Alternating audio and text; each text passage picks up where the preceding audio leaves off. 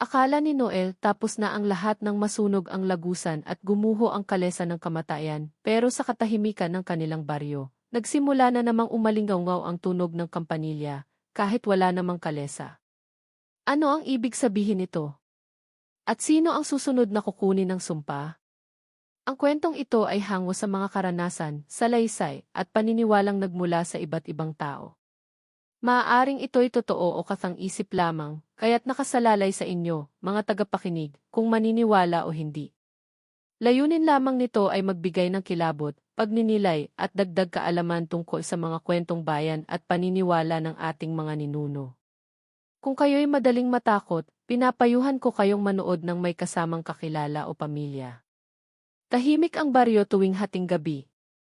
Ang kalsadang dati puno ng tawanan at kwentuhan ng mga kapitbahay sa araw, ay tila nagiging daan ng mga multo at nilalang na hindi mo kayang ipaliwanag.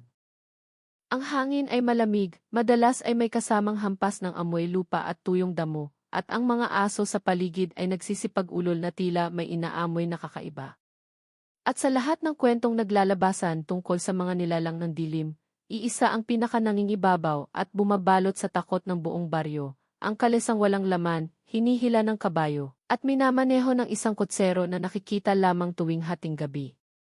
Marami ang nagsasabing hindi ito basta ordinaryong kalesa. Sa unang tingin, mukha itong lumang sasakyang gawa sa kahoy, medyo sira-sira, at may kalawang ang mga bakal na bahagi.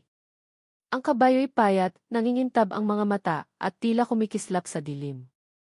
Ngunit ang pinaka-nakakatindig balahibo, ayon sa mga nakakita, ay ang kutserong nakasakay dito. Hindi mo daw masyadong mamumukhaan kung sino siya. Minsan ay tila matanda, minsan naman ay mukhang batang lalaki. Ang mga mata nito'y wala raw puti, kundi purong itim lamang, at ang boses ay hindi tao kung magsalita, parang mahina ngunit bumubulong ng sabay-sabay mula sa iba't ibang direksyon. Sa baryong ito, may isang binatang si Noel, 22 taong gulang, na tahimik lang ang pamumuhay. Kilala siyang masipag at palaging tumutulong sa kanyang pamilya. Isang gabi, matapos ang pagtulong sa isang kamag-anak sa kabilang baryo, napilitan siyang umuwi ng 10 oras na. Ang buwan ay kalahati lang ang liwanag, kaya't halos natatabunan ang daan ng dilim. Ang kanyang ilaw lantern ay mahina na rin ang sindi. Doon nagsimula ang gabing hindi niya malilimutan. Habang naglalakad si Noel, ramdam niyang may malamig na hangin na sumusunod sa kanya. Pinipilit niyang huwag pansinin, pero ang bawat yapak niya sa lupa ay tila may kasabay, isang tunog ng kabayong tumitipa, unti-unting lumalapit. Una, marahan lang, pero habang tumatagal, lumalakas ito, parang mula sa isang kalesang paparating. Napahinto siya, tumingin sa paligid, at wala naman siyang makita. Ngunit nang ibaling niya ang kanyang tingin sa dulo ng daan, nakita niya ang anino ng isang kalesang papalapit, at isang kotserong nakaupo sa harapan. Sa umpisa ay inakala niyang mailasing lang na dumadaan o isang matandang naglalakbay pa uwi. Pero ang kakaiba, habang papalapit ang kalesa, hindi ito gumagawa ng ingay ng gulong na lumalapat sa lupa. Tanging yabag ng kabayo ang naririnig. Lalong tumindig ang balahibo ni Noel nang mapansin niyang ang kabayo ay tila hindi humihinga at ang mga mata nito'y nagliliyab ng maputlang dilaw. Sa dilim, dahan-dahang umangat ang ulo ng kotsero at tumama ang tingin sa kanya. Ang pakiramdam ni Noel ay parang natunaw ang kanyang tuhod, dahil ang mata ng kotsero ay wala ni isang puti, tanging kadiliman lamang. Mabilis niyang inisip na baka guni-guni lang niya iyon. Ngunit nang mapansin niyang biglang tumahol ang mga aso mula sa malalayong bahay, sabay-sabay, parang iisa ang kanilang nakikita, doon niya naramdaman ang totoo, hindi siya nag-iisa. At mas nakakatakot pa, unti-unting bumabagal ang takbo ng kalesa. Humihinto ito, dahan-dahang lumalapit, parang inaanyayahan siyang sumakay. Kinakabahan, pinilit ni Noel na lumayo, ngunit bawat hakbang niya ay parang mas mabigat. Ang hangin sa paligid ay lumamig ng sobra, parang yelo ang dumampi sa kanyang balat. Sa kanyang pandinig, marahang bumulong ang isang boses mula sa kotsero, "Halika na, matagal ka na naming hinihintay." Hindi na alam ni Noel kung saan siya kukuha ng lakas. Pinikit niya ang kanyang mga mata at tumakbo ng ubos lakas. Ngunit sa bawat patak ng kanyang pawis at pagbilis ng kanyang hakbang, ang tunog ng kabayo at kalesa'y tila sumasabay pa rin, hindi siya tinatantanan. At doon, sa gitna ng dilim, nang siya'y mapalingon muli, nakalapit na ng todo ang kalesa. Nakabuka ang bibig ng kutsero, na para bang nakangiti, ngunit walang ipinapakitang ngipin, isang ngiti ng nilalang na hindi mo alam kung tao pa ba o hindi. At bago pa man siya makalingon muli upang takasan, biglang nawala sa harap niya ang lahat, ang kalesa, ang kabayo, at ang kutsero. Tanging malamig na hangin at alinggaw-ngaw ng mga yapak ang naiwan.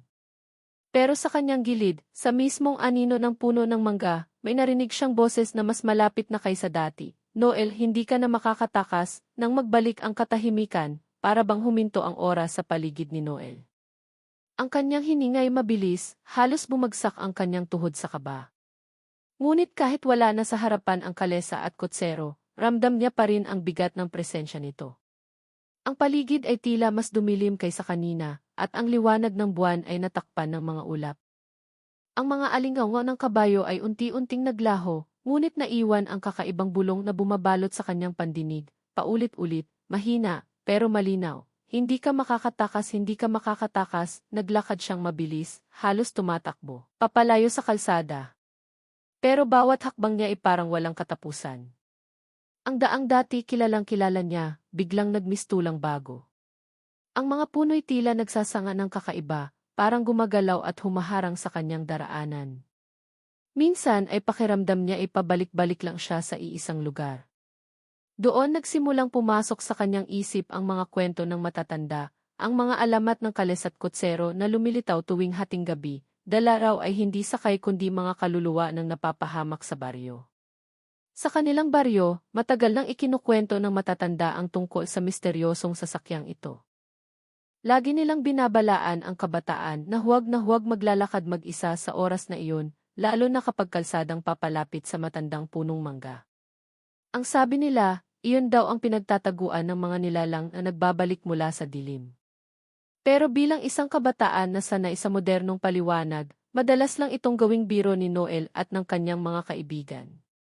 Hanggang ngayong gabi, na siya mismo ang humaharap sa isang bagay na mas mahirap ipaliwanag kaysa tanggihan.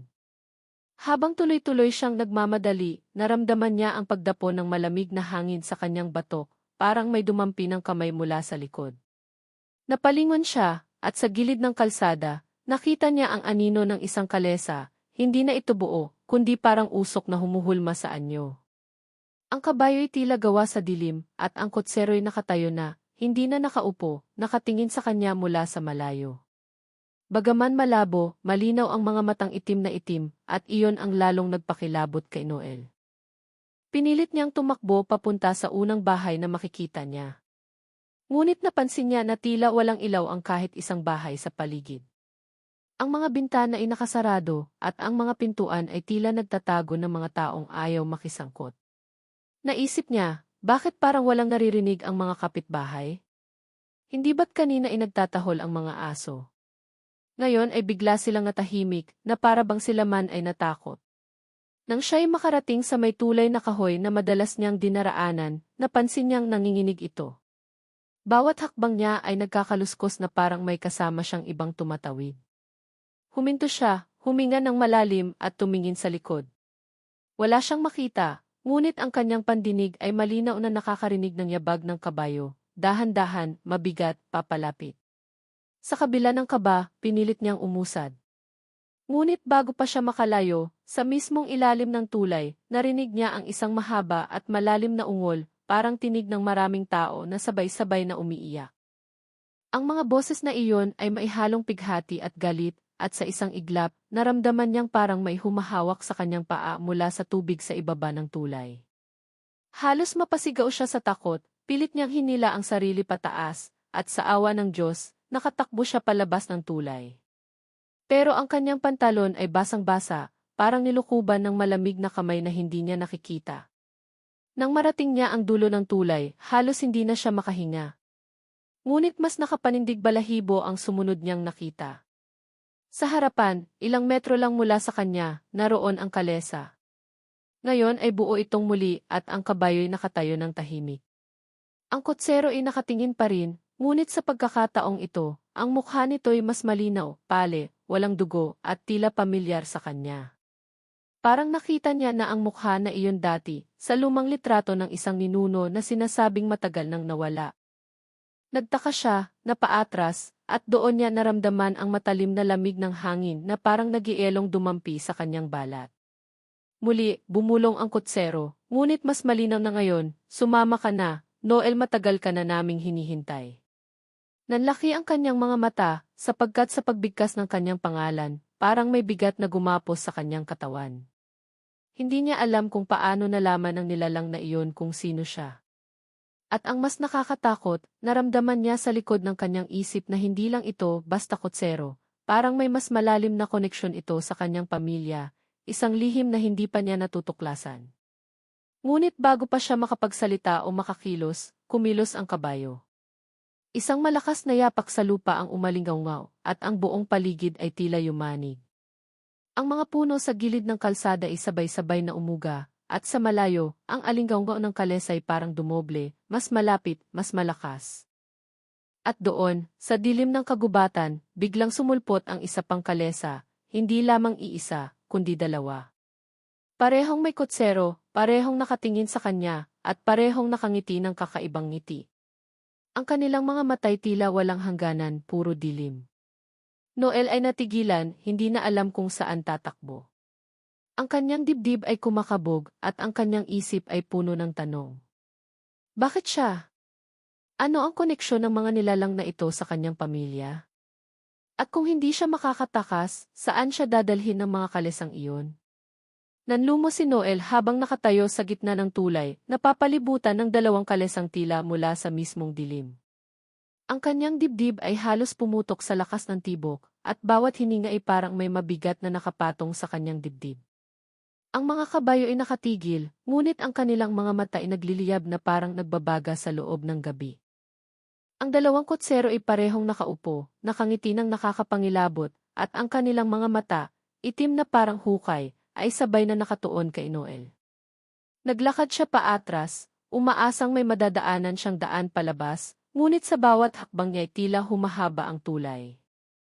Hindi na ito ang parehong maiksi at kahoy na tulay na nakasanayan niya. Sa halip, parang wala itong hangganan, mistulang kumukonekta sa isang lugar na hindi nakabilang sa baryo.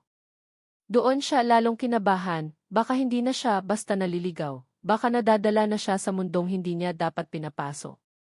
Sa di kalayuan, nakarinig siya ng sigaw. Isang tinig na babae, paos at desperado, humihingi ng tulong. Napalingon siya, at sa gilid ng kagubatan, nakita niyang may isang babae, mga nasa 30 anyos, basang-basa ang suot na damit, at may sugat sa noo. Nakatingin ito sa kanya, umiiyak, at paulit-ulit na sinasabi, tulungan mo ako, huwag mo akong iwan, kinagat ni Noel ang labi, hindi alam kung totoo ang kanyang nakikita. Ang babae mukhang pamilyar, parang kahawig ng isang kapitbahay na ilang taon nang nawawala matapos mapabalitang nadamay sa isang aksidente sa baryo. Ngunit paano siya naroon ngayon at bakit parang hindi siya tumatanda? Sa kabila ng takot, gumalaw ang kanyang paa patungo rito, ngunit bago siya makalapit, mabilis na kumilos ang isa sa mga kutsero. Inangat nito ang kamay at parang mahika, napalibutan ng anino ang babae.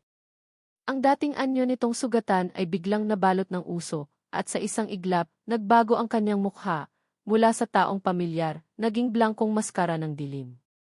Napasigaw si Noel, umatras, at doon niya naramdaman ang pangalawang bangin ng takot. Hindi lang pala siya ang tinitiklo ng mga nilalang na ito, kundi pati ang mga kaluluwa ng nawala sa kanilang baryo. Ngunit mas nakakatakot pa, naramdaman niya ang kilabot na tila may mas malapit sa kanyang personal na buhay. Naalala niya ang kanyang lola, na ilang beses nang nagbabala tungkol sa kutserong iyon. Ang sabi ng kanyang lola, may lahi raw silang konektado sa isang kasunduan noon, isang sumpa na hindi natapos. At kung hindi maipapasa ang kasunduan sa susunod na dugo ng pamilya, kukunin ng kutsero ang kaluluwa ng sinumang hindi makakaiwas.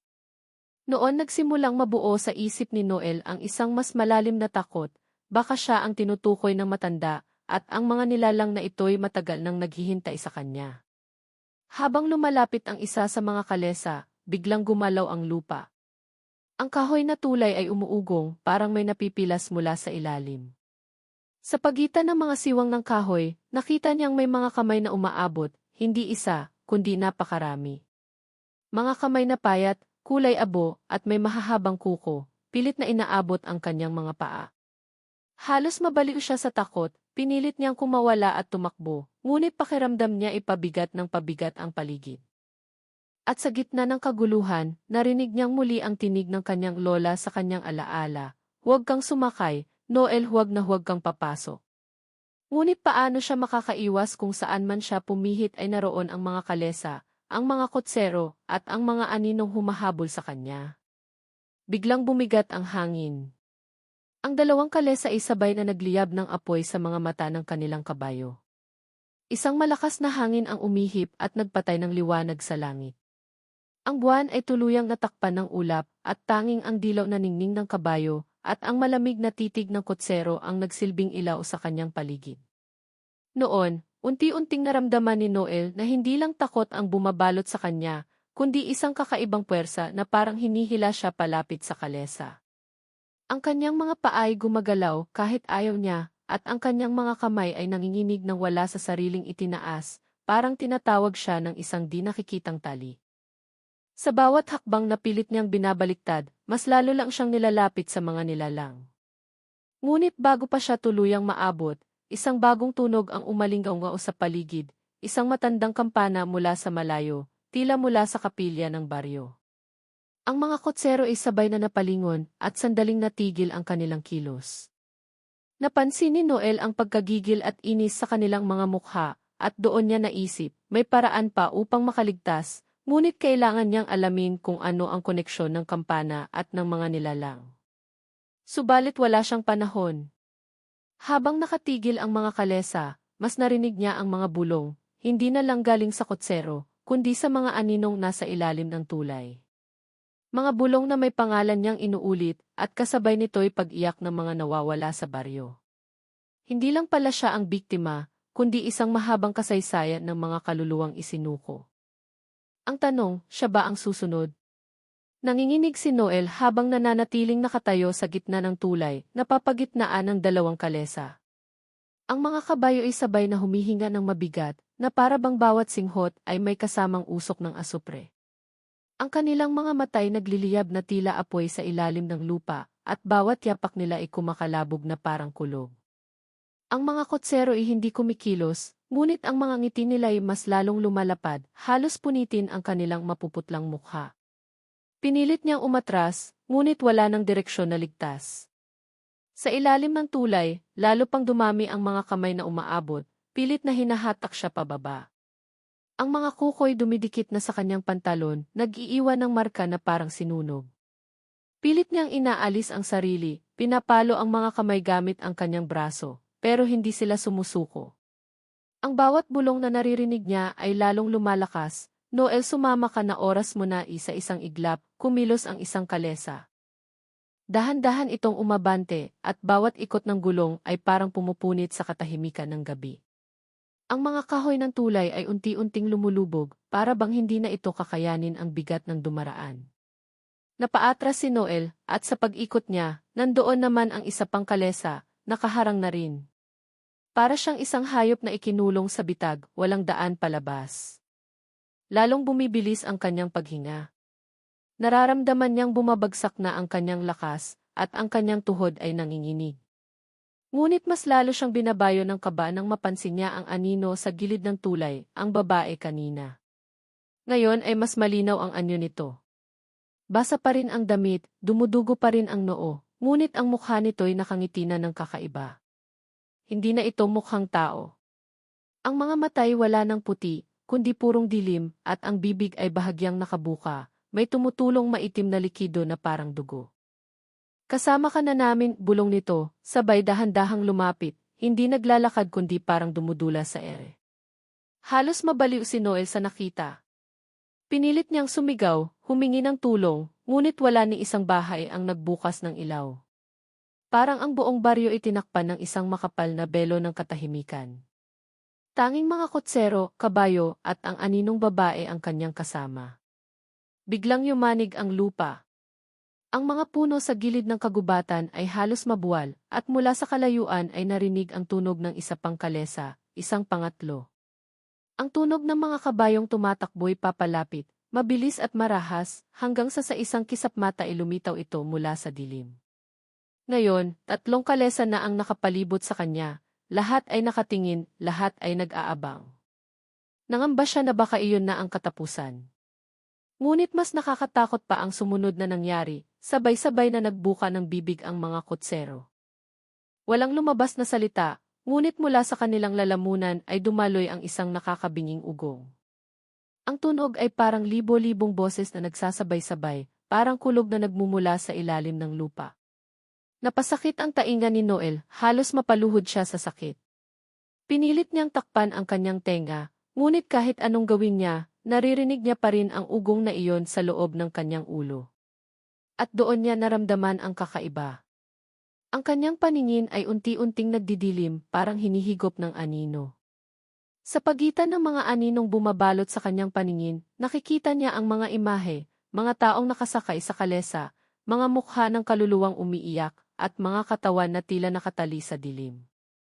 Lahat sila ay parang kilala niya, mga nawawala sa baryo, mga taong matagal nang hinahanap. Noel, muling bumulong ang isa sa mga kutsero, ngunit sa pagkakataong ito, ibang boses na ang kanyang narinig. Hindi na malamig, kundi malapit, boses ng kanyang ama, na matagal nang pumanaw. Anak, sumama ka na. Nanlamig ang buong katawan niya. Paano malalaman ng mga nilalang ang boses ng kanyang ama? At bakit parang masyado itong totoo? Napahawak siya sa dibdib, pinilit na huwag maniwala, ngunit sa loob-loob niya, may bahagi ng kanyang puso ang gustong lumapit. Ngunit bago pa siya makagalaw, biglang nagsimulang gumalaw ang mga kamay mula sa ilalim ng tulay. Hindi na lamang sila basta umaabot, ngayon ay humihila na ng buong lakas. Isa, dalawa, tatlong kamay ang kumapit sa kanyang mga paa. Ang malamig na hawak ay parang yelo, at bawat hawak ay nag-iiwan ng marka sa kanyang bala. Hinila siya pababa, at sa isang iglap, napaluhod siya sa kahoy, pilit na kumakawala. Ang kanyang mga kukoy halos mabali sa lakas ng kapit, pero nararamdaman niyang unti-unti na siyang nadadala. Sa desperasyon, napasigaw siya ng malakas, ngunit wala pa ring nakaririnig. Ang mga kutsero ay sabay-sabay na tumayo, sabay inangat ang kanilang mga kamay. At sa kanilang pagkilos, ang mga kabayo ay sabay-sabay na umatungal, isang malakas na ungon na yumanig sa buong baryo. Noel ay halos mawala ng pag-asa. Tatlong kalesa, daan-daang kamay mula sa ilalim, isang aninong babae, at ang boses ng kanyang yumaong ama, lahat ay nagtutulungan para hilahin siya papunta sa isang kapalarang hindi niya alam. At sa sandaling iyon, naramdaman niyang wala na siyang matatakbuhan, wala nang ligtas na direksyon. Ang tanong na pumupunit sa kanyang isip, kung sakaling sumuko siya at sumama saan siya dadalhin ng mga ito. Halos hindi na alam ni Noel kung paano siya makakawala. Ang mga kamay na mula sa ilalim ng tulay ay patuloy na humihila, tila daan-daang kaluluwang desperadong makapagdala ng isa pang biktima sa kanilang mundo. Ang tatlong kalesa ay nakapwesto pa rin, parang mga hukom na nag-aabang ng kanyang desisyon. Ang mga kabayo ay humahalinghing ng mas malakas, at ang mga kutsero ay sabay-sabay nang umiti, ngiting parang naghahayag ng kanilang panalo. Ngunit sa gitna ng kaguluhan, biglang lumitaw ang isang bagay na hindi niya inaasahan. Sa kabila ng makapal na ulap na bumabalot sa langit, isang maliit na sinag ng buwan ang sumilip at tumama sa isa sa mga kutsero. Sa pagkakailaw, doon niya nakita ang isang detalye na nagpayanig ng kanyang buong katawan. Ang mukha ng isa sa mga kutsero, bagamat kupas at maputla, ay kahawig ng kanyang sariling ama. Hindi lamang kahawig, kundi halos magkapareho. Napahinto siya sa pagkakapit, halos hindi makahinga. Itay, bulong niya, halos hindi lumalabas ang boses. Ang kutsero ay hindi sumagot, ngunit ang ngiti nito'y mas lumalim. At sa isang iglap, narinig niya ang boses ng kanyang ama mula sa nilalang, anak, matagal na kitang hinihintay. Nanlamig ang kanyang dugo. Paano posible? Ang kanyang ama'y matagal nang patay, inilibing na nila. Ngunit narito ito, o ang anino nito, bahagi ng mga kutserong bumabalot sa kanya. Napuno ng tanong ang kanyang isip, ano ang nangyari sa kanyang ama? Bakit tila isa siya sa mga iyon? At mas masakit pa, bakit parang siya mismo ang inaanyayahang sumunod? Habang naguguluhan siya, biglang nagsimulang bumuka ang sahig ng tulay. Ang mga siwang ay lumawak at mula sa ilalim ay lumitaw ang mga mukha ng mga nawawala sa kanilang baryo. Mga kapitbahay, mga kamag-anak, mga batang hindi na nakita, lahat sila ay nakatingin kay Noel, mga mata ay nagmamakaawa, ngunit ang kanilang mga bibig ay sabay-sabay na bumubulong. Halika na, sinubukan niyang lumaban. Pero ang bigat ng sitwasyon ay hindi na niya kayang itaboy. Ang kotserong kahawig ng kanyang ama ay bumaba mula sa kalesa, at sa bawat yapak nito ay parang yayanig ang lupa. Nang tuluyang makalapit, inabot nito ang kamay sa kanya. Maputla, malamig, ngunit pamilyar. Para bang isang yakap na matagal niyang inasam mula sa kanyang ama. Ngunit sa likod ng alaala ay ang takot, kung tatanggapin niya ito, baka tuluyan na siyang hindi makabalik. At doon, may isa pang nakakatindig balahibong pangyayari. Ang aninong babae na kanina ay nakamasid lamang ay biglang nagsimulang magsalita. Ngunit ang tinig na lumabas mula sa kanyang bibig ay hindi boses ng isang estranghero. Tinig iyon ng kanyang sariling lola. Noel anak, huwag kang tatanggi. Matagal nang may kasunduan ang ating dugo. Ang mga kotsero ay hindi kaaway, sila'y ating bantay. Ngunit may kapalit. Nalaglag ang panga ni Noel. Hindi niya akalain na ang mga halimaw na akala niya ay mang-aagaw lang ng kaluluwa, ay may mas malalim na koneksyon sa kanilang pamilya. Kung totoo ang sinasabi ng tinig, ibig sabihin ba ang kanilang lahi nakatali sa sumpang ito? At siya mismo ang piniling magpatuloy ng kasunduan? Habang nilalamon siya ng kaba, biglang nagdilim ang paligid. Ang tatlong kalesa ay sabay-sabay na kumilos, paikot-ikot sa kanya, parang mga buwitre sa paligid ng isang sugatang hayop. Ang mga kabayo ay kumakaskas ng mga paa, at ang kanilang hininga ay naglalabas ng apoy at usok. Ang ugong ng mga kotsero ay umabot na sa sukdulan, hanggang sa halos mabingi siya. Hindi na niya alam kung saan siya titingin, hindi na niya alam kung kanino siya maniniwala. Kung ang ama niya ay isa sa mga kotsero, at ang kanyang lola ay may alam sa kasunduan, ibig sabihin ba wala na talaga siyang pag-asa? O may paraan pa siyang makatakas? At dito pumalo ang sukdulan ng kanyang takot, nang biglang magsimulang bumuka ang hangin sa ibabaw ng tulay. Isang pinto ng dilim, paikot na parang ipo-ipo, ang nabuo. Sa loob nito ay nakikita niya ang mga imahe ng mga kaluluwang nakatali, umiiyak, at pilit na inaabot siya. Ang mga kotsero ay sabay-sabay na itinuro siya sa pinto, at ang mga kamay mula sa ilalim ng tulay ay mas malakas na humila. Noel, sigaw ng tinig na parang galing sa lahat ng nilalang sa paligid, ikaw ang susunod. Halos mapigtal ang kanyang lalamunan sa pagsigaw, ngunit walang lumalabas na tunog. Ang kanyang katawan ay unti-unting nahihila papalapit sa bumubukas na lagusan ng dilim. Ang mukha ng kotserong kahawig ng kanyang ama ay lumapit, at bulong nito sa kanyang tainga, wala kang pagpipilian. Ngayon, wala nang malinaw na landas ng pagtakas. Lahat ng kanyang takot, lahat ng kwento ng kanyang pamilya, lahat ng lihim na matagal nang tinatago, lahat ay nagsanib upang bitagin siya. At sa puntong iyon, naiwan ang tanong na nagbubulabog sa kanyang utak, kung ikaw ang nasa sitwasyon niya, ano ang gagawin mo? Lalaban ka ba o susuko sa puwersang hindi mo kayang ipaliwanag? Sa palagay mo ba, may tsansa pang mabuhay si Noel, o ito na ang kanyang katapusan? Ang sigaw ni Noel ay nalunod sa ingay ng umiikot na kalesa at sa mga kaluluwang humihiyaw mula sa lagusan ng dilim.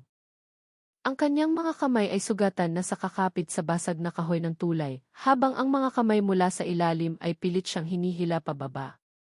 Sa bawat segundo, pakiramdam niya ay unti-unti siyang nawawala sa sariling katawan, para bang may puwersang kumakain sa kanyang kaluluwa. Ngunit sa kabila ng lahat, may maliit pang apoy ng paglaban sa kanyang dibdib. Hindi ako magiging isa sa inyo, sigaw niya, at buong lakas na tinadyakan ang mga kamay na nakakapit sa kanyang binti. Sandaling lumuwag ang kapit ng mga kaluluwa, sapat para makalapit siya sa gilid ng tulay at makadampot ng isang piraso ng kahoy na nabiyak. Kahit mahina, itinaas niya ito at itinarak sa pinakamalapit na kamay. Isang nakabibinging hiyaw ang umalinggaw mula sa ilalim, at nagsimulang umurong ang iba pang mga kamay. Ngunit ang tagpong iyon ay lalong nagpaingay sa mga kotsero. Ang kalesa ay mabilis na nagpaikot-ikot, parang mga buitre, at ang kabayo'y naglabas ng apoy mula sa bibig. Lumapit ang kotserong kahawig ng kanyang ama, mga mata nitong kumikislap sa itim na liwanag. Anak, huwag ka nang lumaban. Matagal na itong nakatakda. Sa halip na umatras, pinilit ni Noel na tumayo kahit nanginginig ang kanyang mga tuhod. Kung totoo kang itay, hindi mo ako ipapahamak. At kung hindi, mas mabuti pang mamatay ako kaysa maging isa sa inyo. Isang dagundong ang lumabas mula sa lagusan at biglang gumuhit ang malamig na hangin. Ang aninong babae na nagsalita kanina ay lumapit, ngunit habang palapit siya, nagbago ang anyo nito. Hindi na ito mukha ng kanyang lola. Sa halip, isa itong nilalang na duguan, mahaba ang mga kuko, at ang katawan ay nababalot ng basang buhok at bulok na laman. Ang boses nito ay sabay-sabay na nagmula sa maraming bibig, wala kang takas, Noel. Dugo mo ang susi. Dito niya naintindihan ang totoo. Ang sumpa ay hindi lang tungkol sa mga nawawala. Siya mismo ang inaalok na sakripisyo, ang bagong magpapatuloy ng kasunduan ng kanilang pamilya sa mga nilalang na ito. Kung susuko siya, mananatiling ligtas ang baryo, ngunit kapalit ng kanyang kalayaan. Kung lalaban siya, maaaring lahat sila'y mapahamak. Sa desperasyon, inangat niya ang kahoy na hawak at itinarak ito sa lupa, sa mismong siwang kung saan lumalabas ang mga kamay. Isang nakakabulag na liwanag ang sumabog, at ang mga kamay ay nagsigawan ng mas malakas bago naglaho. Ang kalesa ay sandaling tumigil, at ang kotsero'y umatras, parang nasunog sa liwanag. Ngunit hindi pa tapos ang lahat. Mula sa lagusan ng dilim, isang mas malaking anyo ang lumitaw. Isang dambuhalang kotsero, mas malaki sa lahat, ang mga matay apoy, at ang bibig ay parang kuweba ng impyerno. Nakaangkla ito sa isang higanting kalesa na puno ng mga bungo at kalansay. Kung tatanggi ka sa kasunduan, umalingaw ang boses nito, lahat ng mahal mo isasama ko. Nabingi si Noel sa lakas ng tinig. Nakita niya ang mga imahe ng kanyang ina, ng kanyang mga kaibigan, ng buong baryo, nakakulong sa loob ng kalesa ng dambuhalang kotsero, umiiyak na parang mga bilanggo. Ang pinto ng kalesa ay dahan-dahang bumukas, at narinig niya ang mga sigaw, Noel. Tulungan mo kami. Nanghina siya.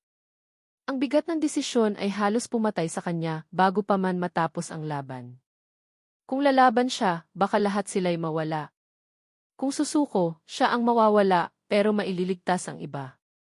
Ngunit sa loob-loob niya, alam niyang hindi pwedeng matapos ito sa pamamagitan ng sakripisyo. Kailangan may mas matapang na paraan. Kaya't sa huling pagkakataon, itinaas niya ang piraso ng kahoy, ngayon ay kumikislap na parang apoy, at buong lakas na itinapon sa mismong puso ng lagusan. Isang matinis na sigaw ang sumabog, parang libo-libong demonyong nasusunog. Ang dambuhalang kotsero'y umatras, ang kalesa'y nagsimulang magliyab, at isa-isang naglaho ang mga imahe ng mga kaluluwang nakakulong. Ngunit bago tuluyang maglaho ang higanting nilalang, tumawa ito ng malakas. Hindi mo alam ang ginawa mo, Noel. Pinutol mo ang kasunduan, ngunit sa pagpapalaya, binuksan mo ang mas malaking pinto. Sa isang iglap, ang lagusan ay tuluyang bumagsak at sumabog, dinadala ang lahat ng kalesa at mga nilalang. Ang tulay ay halos mawasak at si Noel ay natapon sa gilid. Nahulog siya sa malamig na ilog, halos mawalan ng ulirat. Pagbangon niya, ang paligid ay tahimik na. Wala na ang mga kamay, ang kalesa, ang mga kotsero. Ngunit sa kabila ng katahimikan, ramdam niyang hindi pa tapos ang lahat. Ang baryo ay ligtas, for now. Ngunit ang mga salitang iniwan ng dambuhalang kotsero ay nananatili sa kanyang isip, parang sumpang naghihintay ng muling pagbalik.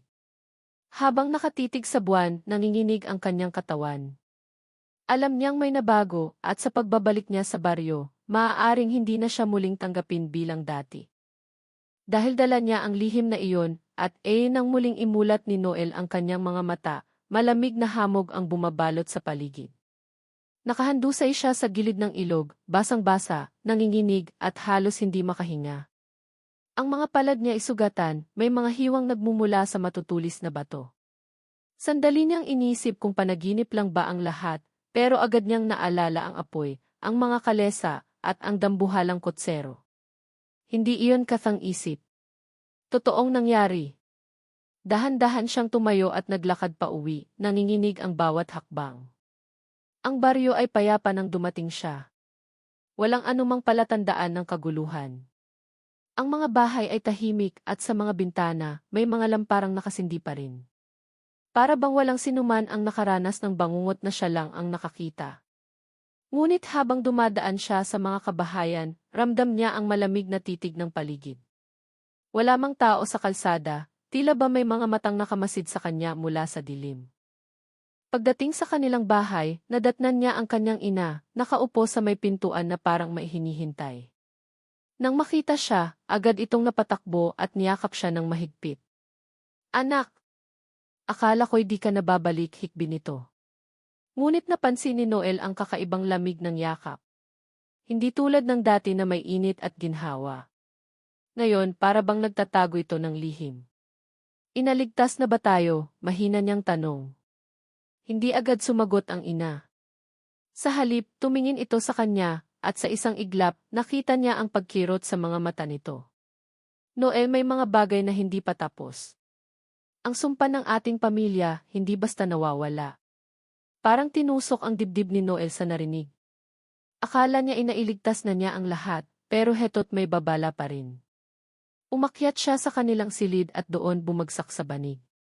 Ngunit kahit nakapikit, hindi siya makatulog. Sa kanyang isipan, muling bumabalik ang imahe ng dambuhalang kutsero, at ang huling mga salita nito, binuksan mo ang mas malaking pinto. Kinabukasan, nagkalat ang usapan sa baryo. Ayon sa mga matatanda, may narinig silang mga sigaw kagabi, malayo ngunit nakabibingi. Ang ilan na may nanaginip ng parehong bagay, kalesang umaalulong, mga kabayong may mata ng apoy, at mga kaluluwang naglalaban para makawala. Walang nakakakita ng aktwal na nangyari, ngunit tila lahat sila'y konektado sa bangungot na iyon. At sa kabila ng lahat, ang mga tao'y nagpasalamat kay Noel, dahil mula ng gabing iyon, wala nang nawala sa kanilang baryo. Ngunit si Noel lamang ang nakakaalam ng totoo. Ligtas ang lahat, pero alam niyang pansamantala lang iyon. Hindi niya makalimutan ang imaheng nakita niya bago gumuho ang lagusan. Ang aninong parang mas malaki, mas nakakatakot, na tila nanonood lamang mula sa likod ng lahat. Isang presensyang hindi pa kumikilos ngunit naghihintay. Lumipas ang mga araw, ngunit mas lalo siyang kinain ng kaba. Sa gabi, naririnig pa rin niya ang kaluskos ng mga paa sa bubungan, o ang huni ng kabayong wala namang katawan. Minsan, pagdungaw niya sa bintana, nakikita niyang nakapako sa kanya ang mga matang kumikislap sa dilim, mabilis na naglalaho kapag kumukurap siya. Ang pinakamasakit ay nang minsang masilip niya ang kanyang ina sa kusina, nagdarasal na mahina, at paulit-ulit na inuusal ang mga salitang hindi niya maintindihan. Nang lapitan niya ito, biglang huminto ang ina at ngumiti ng pilit, na para bang walang nangyari. Isang gabi, habang naglalakad siya pauwi mula sa ilog, may narinig siyang kaluskos ng gulong sa kalsada. Hindi malakas, hindi rin mabilis. Dahan-dahan lang, parang kalesang naglalakbay mula sa malayo. Pinilit niyang wag lumingon, ngunit ang kaba ay pumipintig sa kanyang dibdib. At nang sa wakas ay sumilik siya sa kanyang balikat, nakita niyang wala namang kalesa. Wala. Maliban sa isang bakas ng gulong na naiwan sa alikabok ng kalsada, at unti-unting naglalaho. Muling bumigat ang kanyang hininga. Totoo nga. Hindi pa tapos ang lahat. Mula noon, nagsimula siyang managinip gabi-gabi.